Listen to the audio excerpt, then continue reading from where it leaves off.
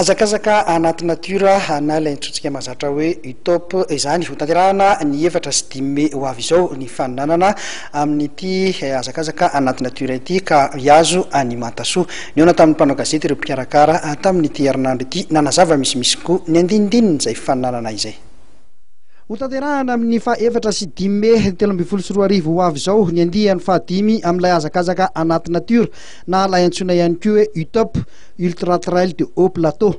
Araka ny fanazavana nentin'ireo mpikarakara tamin'ny mpanao gazety ny ratsinainy teo tetsy amin'ny hotely Palisandra Faravohitra dia hiavaka ity andihan'ny faha-5 ity. Nampitomboina ny isan'ny faninanana izay izara 10 miavaka tsara. Voalohany dia ny antsoina hoe azakazaka solo izay mirefy 20 kilometatra ny alavirana ifaninanana. Ny faharoa ny semi izay mirefy 80 kilometatra, ny relais mirefy 30 kilometatra inefatra mifampitohy, eo ihany koa ny trail ny Carillon mirefy 30 kilometatra ary ny farany dia ny fanindranana. Mpandray anjara miisa 900 no andrasany mpikarakara amin'ity hetsika ity.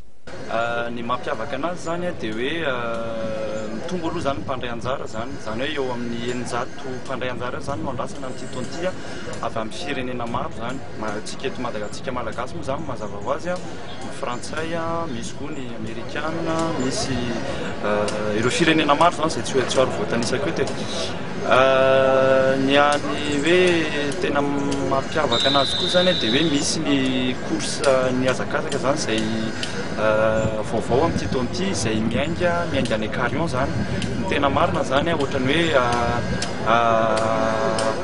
fampianarana an'ireo olona izay mba te hiliana zany amin'ny resaka azakazaka zany mba handray anjara amin'ilay izy 30 kilometatra fotsiny ilay izy fa ny mampiavaka anazy dia hoe miainga eo amin'ny Sorano zany ilay izy mandeha train mandeha fiaran-dalana izy zany dia eo a Matasoa eo a Carillon no miainga zany ilay izy miverina makaty amin'izay français. Raha fitinina inona tsara moa zany ilay azakazaka UTOP ohatrany ahoana ny fiseho an'ilay hoe mbola tsy fantafinisolona zany ny ilaina. Le UTOP zany raha hoe fanalavana anazy dia Ultra Trail de Haut Plateau zany hoe trail zany le course inona ny atao hoe trail zany dia course tsy manaraka fenitra zany raha ny azo lazaina anazy hoe ohatran'ny marathon ohatra zao na ny hoe course sur piste hoe tena marina zany ny refy hoe tena marina tena hoe manaraka ny refy raisam-pirenena fa maha-trail anazy zany dia hoe azakazaka any anaty tanàna any anaty natura zany izy dia tsy tena hoe tena marina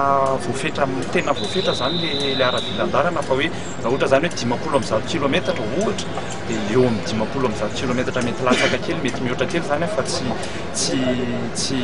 tena hoe voafe. Mampiavaka anazy koa tsy voatery manana lisansa zany ny mpandray anjara rehetrarehetra fa rehefa manana ohatra hoe manana fahafahana mandray anjara afaka miazakazaka ianao manana certificat médical zany hoe avelan'ny dokotera zany mandray anjara dia afaka mandray anjara zany tena hoe mampiavaka an'ilay trail. Mampiavaka ny UTOP dia hoe izy atao eto Antananarivo manodidina an'Antananarivo satria Antananarivo mazava ho azy fa feno ireo tendrombohitra zany manodidina Antananarivo dia tena mety mihitsy zany amin'ny resaka azakazaka toy izao. Ianga amin'ny 20 alina ny azakazaka tsy ohatran'ny ahoana ny fiarovana ny mpandray anjara amin'izay tsy mametraka olana ve zay? Ny resaka trail amin'ny ankapobeny mihitsy zany dia matetika mainga amin'ny 20 alina matetika zany mihoatra ny 100 kilometatra foana ny course mandeha zany dia tsy ny resaka fandriampahalemana zany dia efa misy zany ireo manam-pahefana momba an'izany eo ny gendarmerie pirenena eo koa ny quartier mobile zany any amin'ireny tanàna kely majinijinika ireo izay miandraikitra ny fandriampahalemana manokana amin'ity zany dia eo amin'ny 80 mahery eo zany ireo mpitandro ny filaminana zany andraikitra momba ny filaminana fotsiny zany ary irariana zany mba hoe mba tsy zany sampona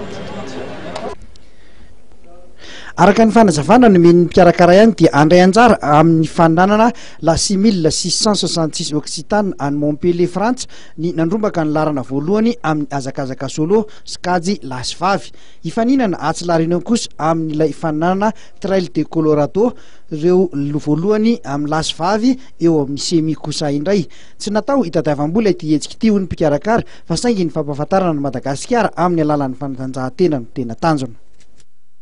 izay ihany koa no fandarana fanadidina amin'ny farany ho arahantsika amin'nyity ariva ity fametrahana iveloma ao mandra-pioana amin'ny heriny no toy izao indray veloma tompoko.